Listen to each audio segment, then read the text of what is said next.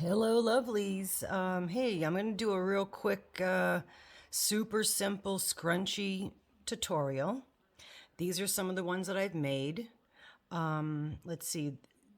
These here, I don't know if I have the ball band for that. These are, I think, a size 4 or 5.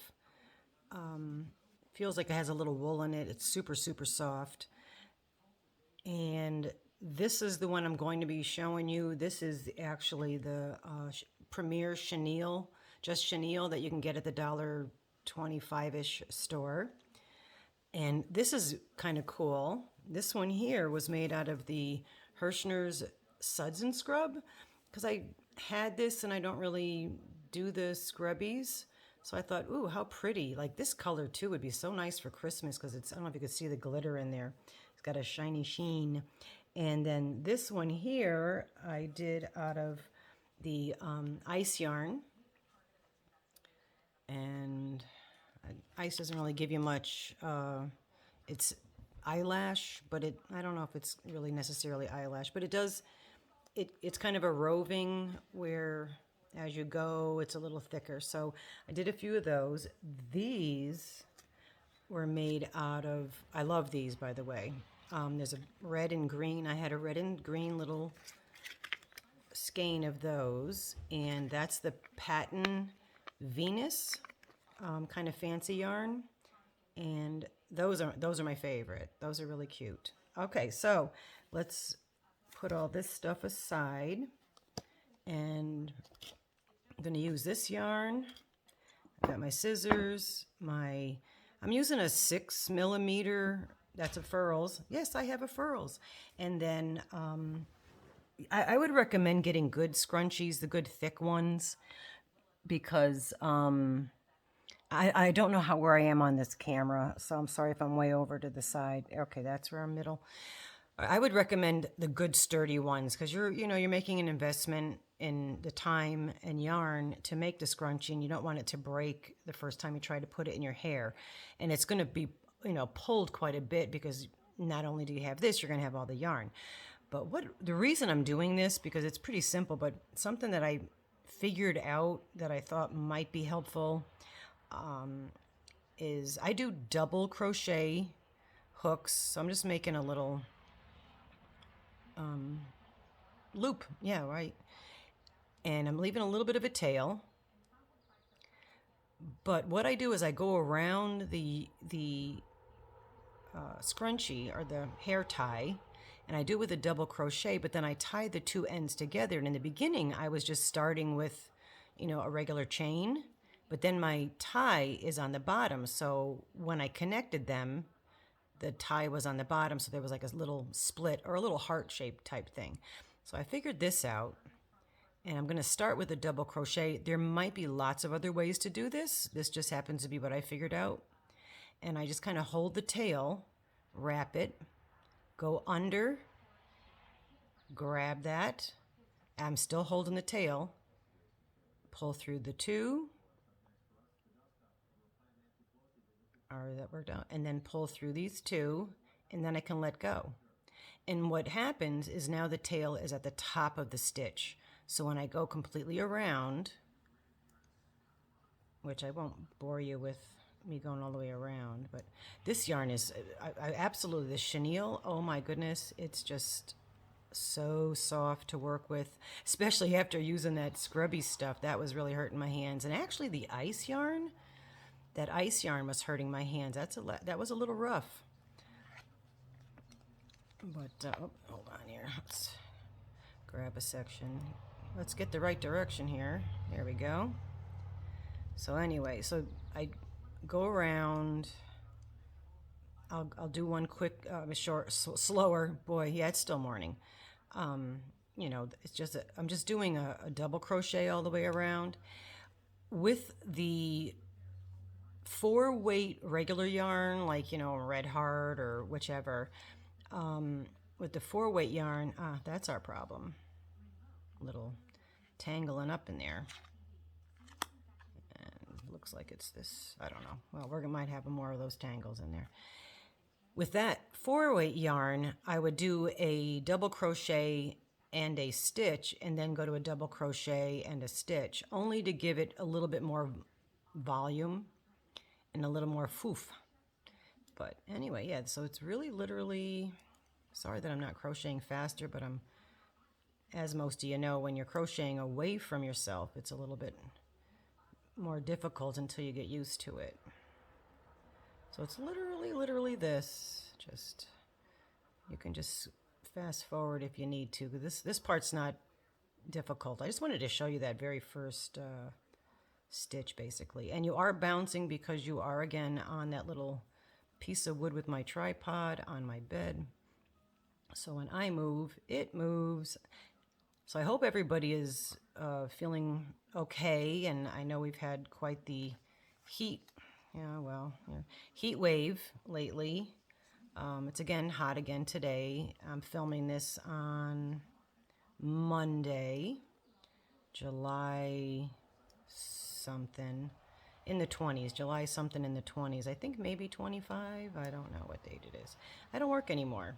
I'm retired, and so I don't keep track. I don't even know half the time what day of the week it is.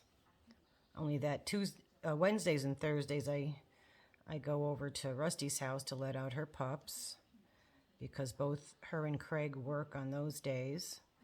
So those days I know. And I have a calendar, a big magnetic calendar on my refrigerator, because I forget a lot of things, and that helps me. So every time I go in the refrigerator to get milk for my coffee or whatever, I can look on that and see if there's something to do on that day that I forgot and needed to remember. But yeah, I hope all you guys are staying as cool as possible. The man that lives here ordered he goes, let's get a pool. I'm like, all right, well, I'm not really a swimmer. I'm afraid of water. I drowned when I was little. Of course, they pumped me and I came back to life, obviously, but I was still in diapers at the time, so definitely have a sincere, honest fear of water. So I'm not a big pool person. But anyway, he's like, it's been so hot, we've been here like 15 years up Western New York, and normally we don't need it. We have a couple hot days in the winter, but it stays pretty decent up here. I mean, we have a ceiling fan. We don't even feel the need to have an air conditioning. And being that this year was so hot, he's talking about getting a pool. And he goes, oh yeah, an out of the ground pool and all this kind of stuff. And so then he said he ordered it, and it was coming Monday, and he's been just, talking about having pool parties and getting scuba gear. Anyway, so the pool came today, and the pool it's only 6 feet around, which is perfectly fine because both of us are under 6 feet tall, so we can lay in it. But the great part about this pool is that it's only a foot deep. So it's literally a dog pool. Yes, I did say that. He bought us a puppy pool, and we're going to have a puppy pool in the backyard, 6 feet around by 1 foot deep. I am so excited. So I told him we have to find scuba gear, or even just the mask and the snorkel and stuff, and have a video of him getting all ready to go scuba diving, and then show up at that 1 foot deep, 6 feet around pool. But yeah, the dog, I don't know, Duncan may not like it because he built a very expensive pond for Duncan back when Duncan was diagnosed with Lyme disease. We thought that, he's a hound, and swimming in the pond would be great for exercise and to help alleviate his aches and pains. But the dog doesn't like going in there, so I feel like this little doggy pool is going to be the man who lives here coming home and jumping in there. Anyway, so that little story. If you notice what I'm doing, and I hope I'm on screen, is as I'm crocheting, I'm pulling spaces, because you want this to be not just a single thing around, because it's going to stretch. So you definitely want it, to have a little bit of, extra stitches so that it will, as it's pulled, it's going to cover the hair tie. So yeah, just going around with double crochet, and like I said, with the smaller yarn, thinner yarn, or even this, you know, if you wanted to, in between each stitch, you know, you could do a double and then a chain and then do a double, and it will make it a little bit thicker. All right, so I'm gonna end this here. And then this is it, basically. They're really easy, really fun, super popular, as you probably well know. And yeah, I'm just gonna pull this a little tight. It's my last one. Come back down, pull it through, pull it tight. Give myself a little bit of a tail, pull it completely through. And then now both of my ties are on the top. And I usually give it three knots, and when I do the knots, I alternate which end I tuck in, because if you tuck in all the same end, sometimes it'll undo. So pull that nice and snug, get my little, aren't these gorgeous, hummingbird scissors, and snip it, and there you go. You've got an amazing, super soft scrunchie. Yeah, easy as pie. Throw it in the collection. Put this aside, and thank you for watching. Totally appreciate it. Have a wonderful day. Stay cool, and love you guys. Well, those were lame.